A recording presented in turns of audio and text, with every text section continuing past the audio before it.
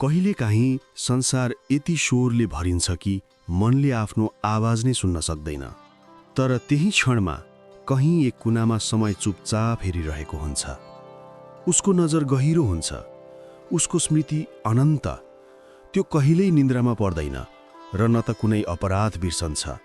जीवनको प्रत्येक कर्म, प्रत्येक शब्द, प्रत्येक भाव समयको अदालतमा प्रमाण हुन्छ।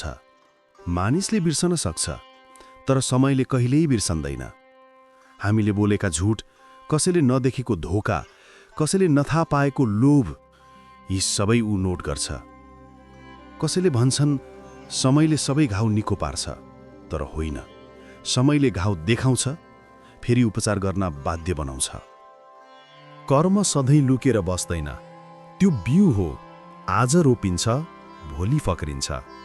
कसैले प्रेमको बिउ रोप्छ, कसैले ईर्ष्याको, तर समयको खेतमा सबै अंकुर फक्रिन्छ। हामी धेरैजना सोच्दछौँ यो संसारमा धेरै अन्याय छ, तर होइन। अन्याय केवल अधुरो न्याय हो, जो अझै समयको पालो कुरिरहेको छ। कसैले अरूको हक खोज्छ, कसैले झुटको भरमा माथि चढ्छ, कसैले निर्दोषलाई रुवाउँछ। तर समयलाई गहिरो धैर्य हुन्छ। ऊ तुरन्त सजाय दिँदैन, किनभने ऊ बुझ्न चाहन्छ पश्चाताप हुन्छ कि हुँदैन। यदि पश्चाताप भयो भने समयले सजाय होइन, शान्ति दिन्छ।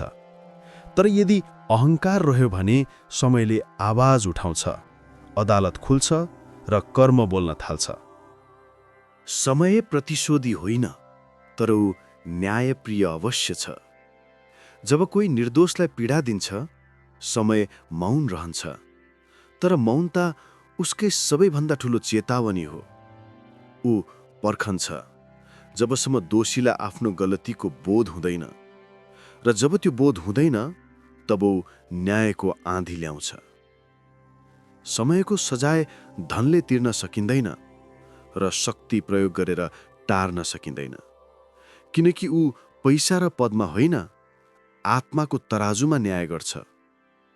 कसैले जब आफ्नो कर्म देख्छ, तब ऊ आफैलाई सजाय दिन्छ, र त्यो सजाय संसारको सबैभन्दा गहिरो पीडा हुन्छ।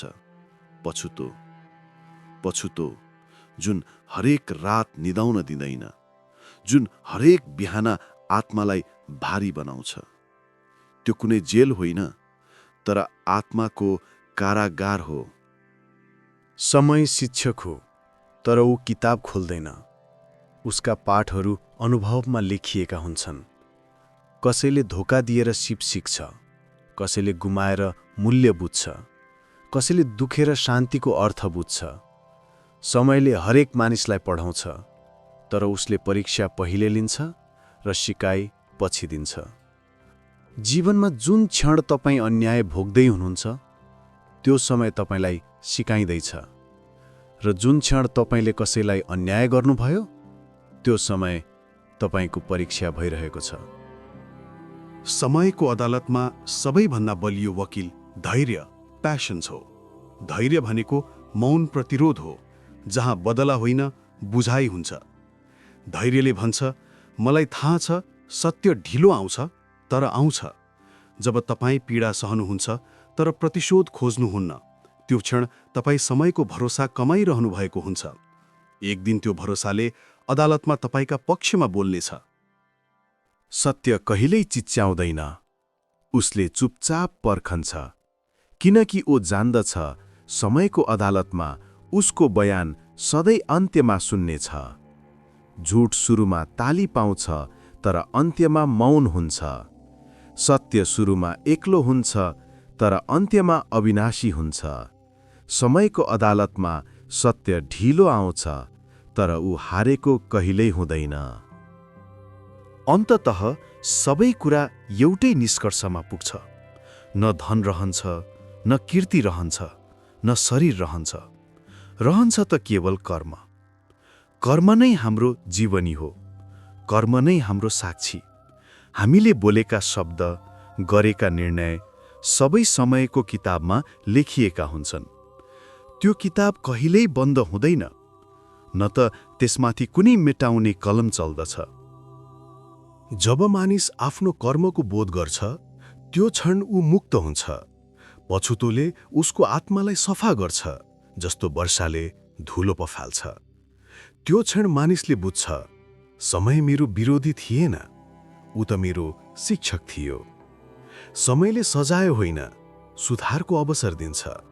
जो त्यो अवसर समात्छ, ऊ पुनर्जन्मित हुन्छ, त्यो पनि यही जीवनमै। समय निर्दयी होइन, ऊ केवल निष्पक्ष छ। उसको प्रेम गहिरो छ, किनभने ऊ हामीलाई गल्ती गरेर सही सिक्न दिन्छ। यदि ऊ तुरुन्त न्याय दिन्थ्यो भने मानवता कहिल्यै परिपक्व हुँदैनथ्यो। त्यसैले ऊ पर्खन्छ, जबसम्म हामी बुझ्दैनौँ कि कर्म मात्र बाहिर होइन, हाम्रो भित्र पनि प्रतिध्वनि गर्छ। जीवनको अन्त्यमा हामी सबै समयको अदालतमा उपस्थित हुन्छौँ। कसैले साक्षी ल्याउँदैन, कसैले वकिल बोलाउँदैन।